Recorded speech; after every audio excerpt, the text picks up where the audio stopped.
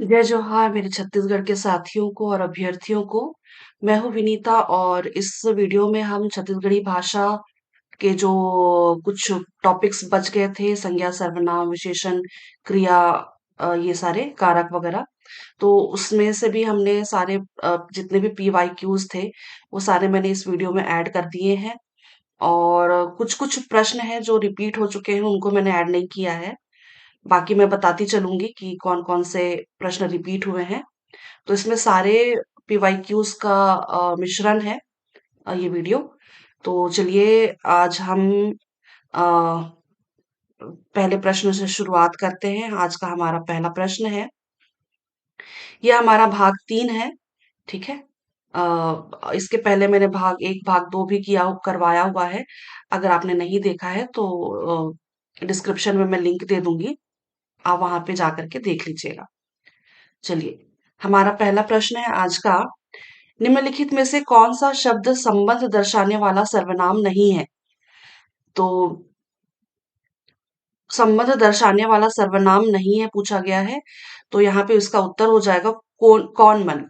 ठीक है, इसका उत्तर हो जाएगा कौन मन। चलिए अगला देखते हैं। छत्तीसगढ़ी लोक साहित्य का अध्ययन के रचनाकार कौन है? तो इसका उत्तर याद रखिएगा आप, दयाशंकर शुक्ल। दयाशंकर शुक्ल। छत्तीसगढ़ी लोक साहित्य का अध्ययन के रचनाकार दयाशंकर शुक्ल। यहाँ पे दो दो फेमस नाम दिख रहे हैं आपको, डॉक्टर नरेंद्र वर्मा और डॉक्टर विनय कुमार पाठक। यहाँ पे कंफ्यूज नहीं हुई है आप, है ना, मत होइएगा। छत्तीसगढ़ी लोक साहित्य का अध्ययन दयाशंकर शुक्ल। चलिए अगला प्रश्न देखते हैं। आना जाना का छत्तीसगढ़ी रूप होगा, आना जाना का छत्तीसगढ़ी रूप हो जाएगा अवई जवई। ठीक है, अवई जवई। अगला देखते हैं। अगला है, अम्मट शब्द का भाववाचक संज्ञा क्या होगा? तो अम्मट हम खट्टा के लिए यूज करते हैं ना, खट्टापन के लिए। तो इसका हो जाएगा उत्तर इनमें से कोई नहीं, क्योंकि अम्मट को हम छत्तीसगढ़ी में भाववाचक संज्ञा के लिए अम्मटपन या अमटहा कहेंगे। ठीक है, अम्मट अमटपन या अमटहा। ठीक है, चलिए इसका उत्तर हो जाएगा अमटपन या अमटहा, इनमें से कोई नहीं। चलिए इस आगे देखते हैं। आपके लिए छत्तीसगढ़ी शब्द है, तो आपके लिए हम छत्तीसगढ़ी में तुमन कहते हैं, आपके लिए, है ना, तुमन। आपके लिए छत्तीसगढ़ी शब्द हो जाएगा तुमन। निश्चयार्थक के भविष्य काल की क्रिया वाक्य मैं बाहर आऊंगा का छत्तीसगढ़ी रूप बतलाइए। मैं बाहर आऊंगा, मैं बाहर आऊंगा का मतलब हो जाएगा यहाँ पे मैं हिटी हूं। ठीक है, मैं हिटी हूं, इसका उत्तर लिया गया है मैं हिटी हूं। चलिए अगला देखते हैं। निम्नलिखित में से कौन सा स्त्री प्रत्यय छत्तीसगढ़ी में नहीं है? स्त्री प्रत्यय छत्तीसगढ़ी में नहीं है पूछा गया है। ठीक है, तो इसका उत्तर हो जाएगा ओला। ठीक है, ओला। ये वती भी होता है, मती भी होता है, आइन भी होता है। ठकुराइन, आ, मती में और क्या एग्जाम्पल लेते हैं? वती भी स्त्रीलिंग के लिए यूज होता है ना। और ओला जो है ये प्रत्यय नहीं है, स्त्रीलिंग प्रत्यय नहीं है। चलिए इसका उत्तर हो जाएगा ओला। छत्तीसगढ़ी शब्द कोनो सर्वनाम है। कोनो मतलब कोई, है ना। जो अनिश्चयवाचक क्लियर दिख रहा है, ये अनिश्चयवाचक सर्वनाम है ना, इसलिए इसका उत्तर हो जाएगा अनिश्चयवाचक सर्वनाम। कोनो सर्वनाम है अनिश्चयवाचक। घनश्याम में समास है, तो घनश्याम में जो समास हो जाएगा ये हो जाएगा कर्मधारय, क्योंकि हम हिंदी में भी पढ़ते हैं घनश्याम। ठीक है, तो घनश्याम हम पढ़ते हैं किसके लिए? श्री कृष्ण के लिए, है ना? घनश्याम हम पढ़ते हैं श्री कृष्ण के लिए। तो यहाँ पे इसका जो पूरा अर्थ होगा, है ना, घनश्याम को हम जैसे हम हिंदी में देखेंगे अगर, तो घन जैसा श्याम, घन जैसा या घन के समान श्याम। श्याम मतलब काला या सांवला, और घन का मतलब तो सब समझते होंगे, बादल, है ना, तो बादलों के समान सांवला। तो श्री कृष्ण का रूप हम इसका अर्थ लेते हैं। ठीक है। तो यहाँ पे दोनों पद जो है, जैसे कि दोनों पद विशेष्य और विशेषण, है ना, ये घन और ये श्याम, है ना, विशेष और विशेषण या उपमेय उपमान दोनों को संबंधित है, दोनों एक साथ संबंधित है ना, इसलिए इसका उत्तर हो जाएगा कर्मधारय। ठीक है।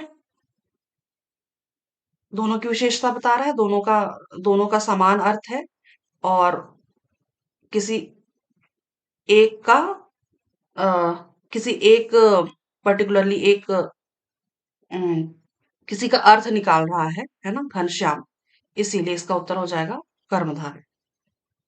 चलिए अगला देखते हैं। परसोइया में कौन सा प्रत्यय है? तो परसोइया में ओइया प्रत्यय है। ठीक है, ओइया। मुझे घर जाना है का सही अनुवाद छत्तीसगढ़ी में क्या होगा? तो मुझे घर जाना है का हो जाएगा मुला घर जाय बर हे। मुला घर जाय बर हे। अगला देखते हैं। छत्तीसगढ़ी वाक्य का सही वाक्य क्या होगा? राम किसुन के बड़े बेटी हा बिक्कट अघा सुग्घर हे। बिक्कट आघा सुगर है। तो इसका उत्तर हो जाएगा, देखते हैं, राम किसुन के बड़े बेटिया अघात सुगर है। यही तो ठीक लग रहा है मुझे, यही ठीक लग रहा है मुझे। राम किसुन की बड़ी बेटी अघात सुंदर है, तो पॉसिबल ही नहीं है। राम किसुन के बड़े बेटिया अघात सुघर है। राम किसुन का बड़े बेटी, ये भी गलत है। राम किसुन के बड़े बेटी अघात सुघर रहत थे, ये भी गलत है। तो ये इसका पहला आंसर ही हो जाएगा, option number A. Ram Kisun के बड़े बेटी अघात सुघर है। ठीक है, इसका उत्तर हो जाएगा ऑप्शन नंबर ए। चलिए अगला देखते हैं। निम्नलिखित में से कौन सा शब्द पुल्लिंग है? तो पुल्लिंग शब्द होता है हमारा यहाँ पे भात। भात के लिए हम पुल्लिंग, जो शब्द है भात, ये पुल्लिंग शब्द है। ठीक है। अगला देखते हैं। ए डहर कौन क्रिया विशेषण हवे? ए डहर से ही आप समझ पा रहे हैं, है ना, ये रास्ता। ए डहर, डहर का मतलब रास्ता, तो इसका उत्तर हो जाएगा दिशावाचक। चलिए अगला देखते हैं। छत्तीसगढ़ी के प्रथम व्याकरण लेखक कौन है? तो यहाँ पे उत्तर याद रखिए आप, हीरालाल काव्योपाध्याय।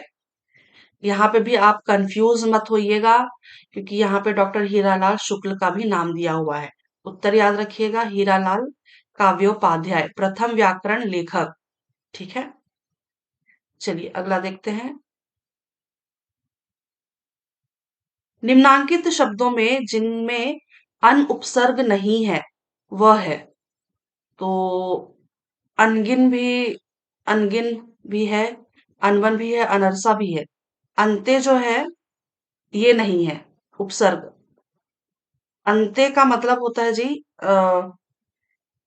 ऐसी बात, या फिर ऐसा या वैसा, ऐसी वैसी, इस तरह से अंत्य के लिए यूज किया जाता है। जैसे हम छत्तीसगढ़ी में कहते हैं ना कि अंत्य बात झनकर, है ना, कोई और बात मत करो, ऐसी बात मत करो।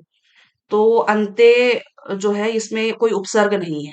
ठीक है, ये कोई उपसर्ग नहीं है, इसलिए इसका उत्तर हो जाएगा अंत्य। ग्रियर्सन छत्तीसगढ़ी की उत्पत्ति किससे मानते हैं? इसका उत्तर अर्धमागधी।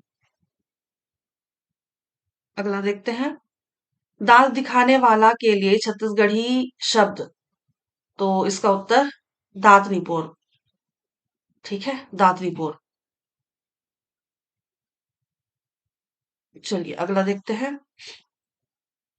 निम्नलिखित में से छत्तीसगढ़ी शब्द पलान का अर्थ प्रदर्शित करने वाले सही विकल्प का चयन कीजिए। तो पलान शब्द हम छत्तीसगढ़ी में सिंचित क्षेत्र भूमि के लिए यूज करते हैं। सिंचित क्षेत्र भूमि, याद रखिएगा, पलान का मतलब होता है सिंचित क्षेत्र भूमि। अगला देखते हैं। मुड़ी गड़ियाना मुहावरे का अर्थ क्या है? बहुत आसान सा प्रश्न है। मुड़ी गड़ियाना का मतलब होता है लज्जित होना। अगला देखते हैं। लोकप्रिय छत्तीसगढ़ी मुहावरे भंजरा या हाना का सबसे उपयुक्त अर्थ क्या है? दुब्बर बर दू आषाढ़। दुब्बर बर दू आषाढ़। इसका उत्तर हो जाएगा परेशानी या गरीबी के दौरान अधिक परेशान होना। परेशानी या गरीबी के दौरान अधिक परेशान होना। दुब्बर बर दू आषाढ़। चलिए अगला प्रश्न देखते हैं। खोटनी भाजी कस खोट खाए, इस लोकोक्ति का अर्थ क्या है? तो खोटनी भाजी कस खोट खाए का मतलब होगा परिचित से बार बार धन मांगना। परिचित से बार बार धन मांगना। अगला देखते हैं। गांठ शब्द की उत्पत्ति हुए है, तो गांठ शब्द की उत्पत्ति ग्रंथि से हुई है ना, ग्रंथि। चलिए अगला देखते हैं। सीता पढ़ चुकी रहेगी का छत्तीसगढ़ी वाक्य क्या होगा? सीता पढ़ चुकी रहेगी, एक तो पहली बात तो मुझे ये वाक्य ही गलत लग रहा है। सीता पढ़ चुकी होगी होता है ना, रहेगी थोड़ी होता है। प्रश्न ही गलत लग रहा है मुझे तो। सीता पढ़ चुकी रहेगी, फिर भी चलिए देखते हैं इसका छत्तीसगढ़ी वाक्य क्या होगा। तो इसका उत्तर हो जाएगा सीता पढ़ डारे रहीस। ठीक है, सीता पढ़ डारे रहीस। चलिए अगला देखते हैं। पति द्वारा त्यागी गई नारी क्या कहलाती है? तो पति द्वारा त्यागी गई जो महिला होती है उसको हम उनको हम छड़वे कहते हैं। ठीक है, चलिए अगला देखते हैं। कारी गाय का पुल्लिंग शब्द क्या होगा? तो कारी गाय का पुल्लिंग शब्द होगा करिया बैला। करिया बैला। अगला देखते हैं। निम्नलिखित में से छत्तीसगढ़ी क्रिया विशेषण नहीं है। क्रिया विशेषण नहीं है, तो यहाँ पे क्रिया विशेषण हो जाएगा तुहर, क्योंकि जो तुहर है ये सर्वनाम है। ठीक है, जो तुहर है ये सर्वनाम है। जी हाँ, तत्का, अभिच, है ना, ये सब तो क्रिया विशेषण है। ठीक है, चलिए अगला प्रश्न देखते हैं। सुदामा चरित्र के रचयिता कौन है? तो इसका उत्तर याद रखिएगा, बहुत फेमस प्रश्न है ये भी। गोपाल चंद्र मिश्र। और इसके काफी सारे मतलब रचनाएं हैं। जैसे आप याद रख सकते हैं, एक तो ये सुदामा चरित्र हो गया। इसके अलावा आपने पढ़ा होगा खूब तमाशा, है ना, बहुत प्रसिद्ध है खूब तमाशा। गोपाल चंद्र मिश्र जो है कलचुरी शासक जो थे ना, राज सिंह, है ना, उनके दरबारी कवि थे गोपाल चंद्र मिश्र। ठीक है, एक तो ये खूब तमाशा आपको याद होगा, एक है और भक्ति चिंतामणि। भक्ति चिंतामणि, ये भी आप याद रख सकते हैं गोपाल चंद्र मिश्र का। और एक आप याद रख सकते हैं क्या, जैमिनी अश्वमेघ। जैमिनी अश्वमेघ, है ना, दो तीन के रचनाएं हैं जो मुझे अभी याद आ रहे हैं, है ना। तो इनकी गोपाल चंद्र मिश्र की रचनाएं हैं। ठीक है, चलिए इसका उत्तर हो जाएगा गोपाल चंद्र मिश्र। अगला देखते हैं। तीन पनिया में कौन सा समास है? तो तीन पनिया में जी द्विगु समास है। ठीक है, द्विगु समास। इसमें तीन और पनिया, इसका मतलब हो जाता है पानी की तीन धाराएं। पानी की तीन धाराएं।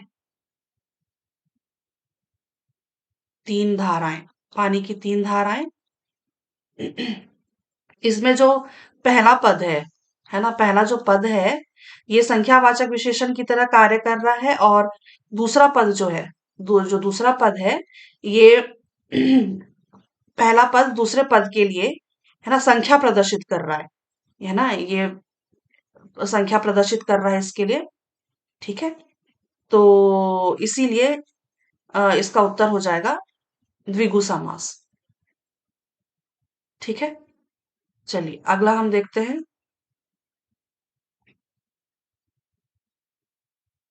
निम्नलिखित छत्तीसगढ़ी भाषा की बोलियों में से कौन सी भाषा लरिया के नाम से भी जानी जाती है?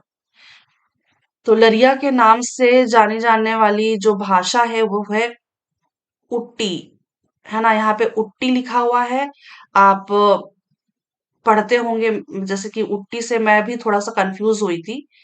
ये हम ऐसे लिखते हैं उट्टी, है ना। तो उट्टी या उत्ती, मैं ऐसे याद रखती हूँ, इसलिए मुझे ये याद है। तो जो लरिया है ना, ये है ना, उत्ती छत्तीसगढ़ी के रूप में लिया जाता है। और क्यों लिया जाता है? उत्ती का मतलब होता है पूर्व या पूरब या वेस्ट, सॉरी ईस्ट, जिस तरफ से सूरज निकलता है। ठीक है, तो लरिया जो है इस तरफ बोले जाने वाली, मैंने यानी कि पूरब की तरफ बोले जाने वाली भाषा है। चलिए बोलिए, अगला देखते हैं। छत्तीसगढ़ी माड़ी शब्द का अर्थ क्या है? तो माड़ी का मतलब होता है घुटना। अगला देखते हैं। निम्नांकित में पूर्वी हिंदी समूह की बोलियों का सही वर्ग कौन सा है? तो इसका उत्तर आप याद रखिएगा, अवधी, बघेली और छत्तीसगढ़ी। इसको मैं थोड़ा सा अगर डिटेल में आपको बताऊं तो याद रख लीजिए, जो हमारी जो भाषा है ना, ये अर्धमागधी से हुई है ना, ये याद होगा आपको, अर्धमागधी। थोड़ा सा डिटेल बता रही हूँ आपको। ठीक है, अर्धमागधी, अर्धमागधी से आया है क्या हमारा?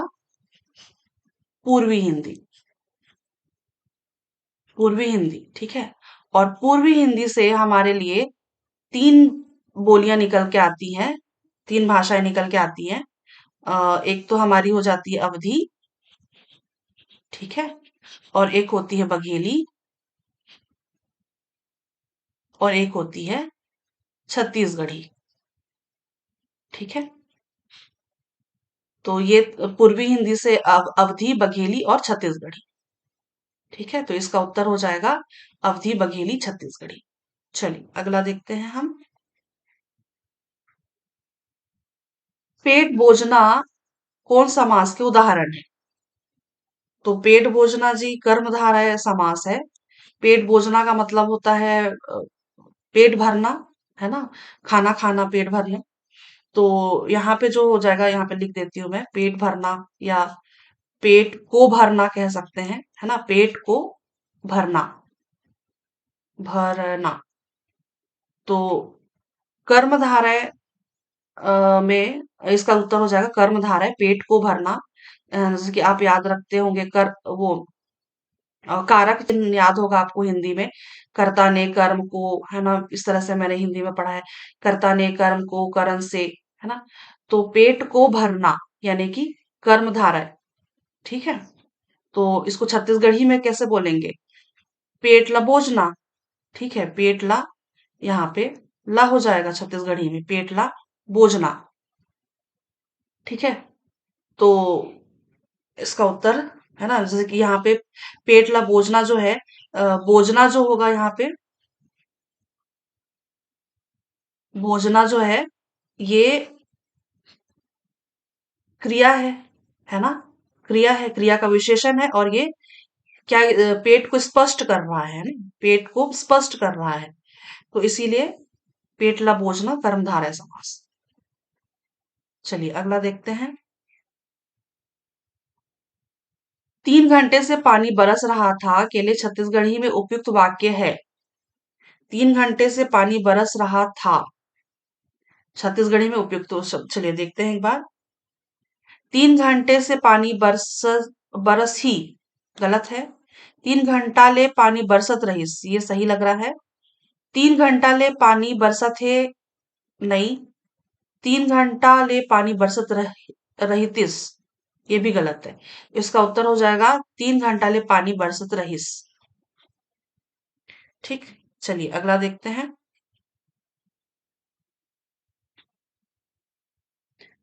अपन बारी में भाटा लगाबे त परता परही में, परता का परता का मतलब हो जाएगा लाभ, है ना। ठीक है, उत्तर हो जाएगा लाभ। अगला देखते हैं। आरू का समानार्थी शब्द, आरू का समानार्थी शब्द हो जाएगा आपका ये निम्गा। निम्गा, आरू का मतलब होता है, इसका सब समानार्थी निम्गा है ना। इसका मतलब ये होता है शुद्ध या अ, स्वच्छता के लिए यूज किया जाता है। ठीक है, स्वच्छता, शुद्ध या स्वच्छता, या जिसमें कोई मिलावट ना हो, बिना मिलावट का, बिना मिलावट का, है ना। तो उसके लिए ये यूज होता है आरू और निम्गा। ठीक है, इसका उत्तर हो जाएगा निम्गा। अगला है, छत्तीसगढ़ी माँ लोकड़हीन कौन ला कथे। तो हम है ना, इसका उत्तर हो जाएगा दुल्हिन के सेवा बर संग माँ पठोय सहायिका। दुल्हिन के सेवा बर दुल्हिन के सेवा बर संग माँ पठोय सहायिका। चलिए अगला देखते हैं। अगला है, निम्नलिखित कहावत का सही अर्थ चुनिए।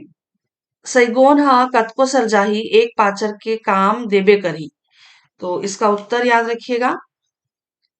मूल्यवान वस्तु का मूल्य अंत तक बना रहता है। जैसे कि इसका मतलब होता है सगौन कितना भी सड़ जाएगा लेकिन कभी ना कभी वो काम आएगा, बाद में वो काम आएगा, है ना। तो सगौन काफी मूल्यवान है, इसीलिए मूल्यवान वस्तु का मूल्य अंत तक बना रहता है। ठीक है, इसका उत्तर ऑप्शन नंबर सी। अगला प्रश्न देखते हैं। खैर सुपारी बंगला पान डौका डौकी के 22 कान, इस पहेली का उत्तर क्या होगा। तो इसका उत्तर हो जाएगा रावण और मंदोदरी। क्यों होगा। रावण के कितने सिर, अ, रावण के कितने कान। तो 22 कान, सॉरी, हाँ, रावण के 22 कान है। 10 10 20 जी, कैसे गिन रही हूं मैं भी। रावण के 20 कान प्लस मंदोदरी के 2 कान, इसीलिए 22। खैर सुपारी बंगला पान डौका डौकी के 22 कान। ठीक है, तो इसका उत्तर हो जाएगा रावण और मंदोदरी। छत्तीसगढ़ी मुहावरे में रिक्त स्थान की पूर्ति करें। तो 12 के 16 खाली स्थान। तो 12 के 16 गोठियाना, इसका उत्तर हो जाएगा गोठियाना। 12 का 16 बात करना। ठीक है, चलिए। 12 के 16 का मतलब ये वाला 12, 12 वाला 12, और ये 16 ये। ठीक है, 12 के 16 गोठियाना। चलिए अगला देखते हैं। फूल फूले रिंगी चिंगी फर फरे लमडोरा, उपरोक्त का उपरोक्त पहेली का अर्थ बतलाइए। तो उसका उत्तर हो जाएगा मुनगा। ये प्रश्न भी कई बार रिपीट हो चुके हैं। ठीक है, चलिए अगला देखते हैं। ये मुझे थोड़ा सा कंफ्यूजन वाला प्रश्न लगा। अ, कमरा खुमरी म समास है। हम बचपन से हालांकि ये कमरा खुमरी इस्तेमाल तो किया करते थे बोलचाल में, है ना। इसका उत्तर लिया गया है द्वंद्व समास। इसका मतलब, मुझे हालांकि द्वंद्व समास ही आएगा इसका उत्तर, बट मुझे ये समझ में नहीं आया क्योंकि कमरा का मतलब तो होता है कंबल छत्तीसगढ़ी में, है ना। और कई जगह इसको कोठरी भी कहते हैं, कमरा या कोठरी। और खुमरी जो है ये तो आ, क्या कहना चाहिए, एक विशेष प्रकार की टोपी होती है ना, टोपी, विशेष प्रकार की टोपी होती है। तो मुझे इसका समास क्लियरली समास समझ में नहीं आया। ठीक है, कि द्वंद्व समास कैसा होगा। कमरा और खुमरी, है ना, दोनों एक दूसरे की विशेषता बताते हैं। द्वंद्व समास का तो मतलब यही होता है ना, कि दोनों पद, दोनों शब्द जो है समान रूप से इनकी महत्वपूर्णता होती है, और अ, है ना, दोनों का महत्व अलग समान होता है। तो कमरा और खुमरी, आप इसका उत्तर याद रख लीजिए, इसका उत्तर हो जाएगा द्वंद्व समास। चलिए अगला प्रश्न देखते हैं। छत्तीसगढ़ में कुल कितने आकाशवाणी केंद्र हैं? तो छत्तीसगढ़ में कुल 6 आकाशवाणी केंद्र हैं। ठीक है, याद रखिएगा। चलिए अगला प्रश्न देखते हैं। बोए कुसियार ते रहे होशियार, इस मुहावरे का अर्थ बतलाइए। इसका उत्तर हो जाएगा गन्ना बोने वाले को सावधान रहना चाहिए। ठीक है, इसका उत्तर हो जाएगा गन्ना बोने वाले को सावधान रहना चाहिए। अगला देखते हैं। इनमें से कौन सा शब्द बहुवचन है? बहुवचन है कुकुर मनहर। कुकुर मनहर। अगला देखते हैं। छत्तीसगढ़ी भाषा का स्थानीय बोलियों के मिश्रण से बने प्रकार के आधार पर पश्चिमी छत्तीसगढ़ी का एक रूप है। तो पश्चिम की तरफ हम बोलते हैं क्या? खलटाही। ठीक है, खलटाही बोली जाती है पश्चिम की तरफ। छत्तीसगढ़ हम देखते हैं ना, अ, इस तरह से जैसे हम छत्तीसगढ़ नॉर्मल सा जी, हड़बड़ी में गड़बड़ी। चलिए इस तरह से हम जो देखते हैं, तो खलटाही इस वाले क्षेत्र में बोली जाती है। ठीक है, इस वाले क्षेत्र में खलटाही, और लरिया जो है ना, ये इस तरफ बोली जाती है, ये वाला क्षेत्र। इस तरफ लरिया, इस तरफ खलटाही। खलटाही इस तरफ बोली जाती है, और ये वाला जो क्षेत्र है इस तरफ, यहाँ पे, ये वाला इधर पूरा नहीं जी, यहाँ पे। ठीक है, सरगुजिया इस तरफ बोली जाती है, सरगुजिया, है ना। और बस्तरिया तो जानते ही होंगे आप, बस्तर वाले एरिया में, है ना। चलिए अगला देखते हैं हम। भाषा शब्द किस भाषा की धातु से बना है?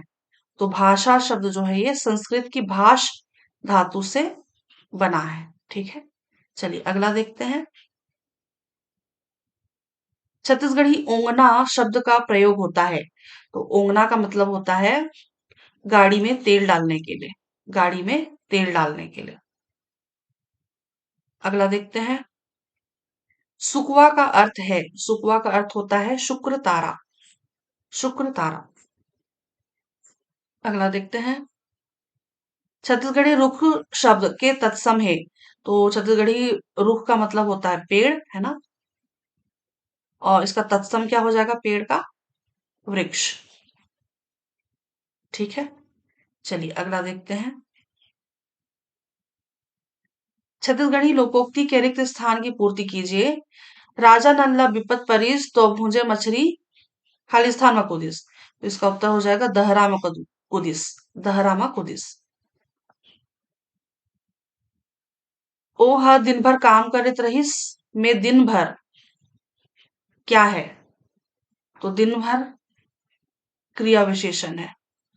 ठीक है, क्रिया विशेषण है। चलिए यहाँ पे हमारे प्रश्न सारे समाप्त हो गए हैं, और लगभग लगभग सारे टॉपिक्स के जितने भी प्रश्न थे, जैसे कि अव्यय, संज्ञा, सर्वनाम, विशेषण, लिंग, वचन, कारक, सब सब ऑलमोस्ट सारे इसमें मिक्स कर दिए थे मैंने। तो और कोई प्रश्न इसमें से बचा ही नहीं है छत्तीसगढ़ी में से। ठीक है, तो अ, मैं देखती हूँ अगर कुछ इसके अलावा कुछ प्रैक्टिस प्रश्न और मिलते हैं तो इसको कंटिन्यू करूंगी। और सी सैट के लिए मैं बाकी सारे प्रश्न, जैसे कि इंटरपर्सनल स्किल्स वगैरह, जैसे कि पिछले साल के जो प्रश्न बने थे संचार कौशल वगैरह से, तो और निर्णय और क्या क्या टॉपिक्स हैं जी, जैसे निर्णय वाले, है ना, या फिर रीजनिंग के जो क्वेश्चंस थे, तो वो सारे मैं कोशिश करूंगी कि इसमें ऐड करूं सी सैट के लिए। ठीक है, हिंदी के भी कोशिश करूंगी ऐड कर दूं। प्रैक्टिस करेंगे, पीवाईक्यूज प्रैक्टिस करेंगे हम। ठीक है, चलिए अगला हम, फिर हम, चलिए ये प्रश्न तो हमारे समाप्त हुए, वीडियो को हम यहीं पे अंत करते हैं। मैं मिलती हूँ फिर अगले टॉपिक में। सीसैट के ही टॉपिक में मिलती हूँ आपसे। तब तक के लिए आप सभी को एग्ज़ाम की हार्दिक शुभकामनाएँ, धन्यवाद, शुक्रिया और आभार।